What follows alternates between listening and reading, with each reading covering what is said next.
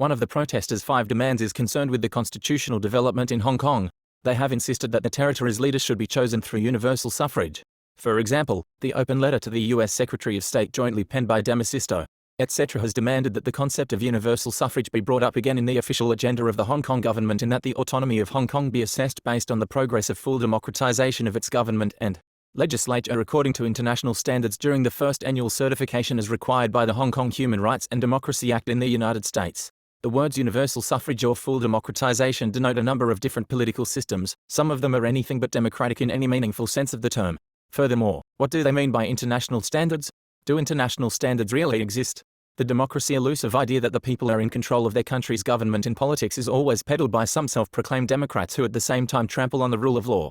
As early as 2013, the distinguished academic Niall Ferguson published The Great Degeneration, eloquently arguing that representative government, the rule of law and civil society, the 3 essential pillars of modern societies, had degenerated.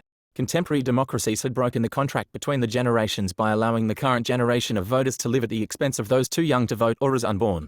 The rule of law had woefully metamorphosed into the autocratic rule of lawyers. Worse still, civil society had become uncivil.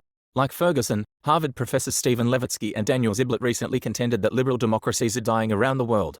The slow, steady weakening of critical institutions, such as the judiciary and the press, and the gradual erosion of long-standing political norms has put contemporary democracy in danger. Despite the crisis of democracy, the Hong Kong government has been still responsive to the clamour for democracy. As the 4th periodic report submitted by Hong Kong government to the Human Rights Committee under the Article 40 of Covenant has aptly argued, the government is fully committed to achieving the ultimate aim of universal suffrage in strict compliance with the basic law and the relevant interpretation and decision of the National People's Congress. In this connection, the government set up the Task Force on Constitutional Development, the Task Force, in October 2013.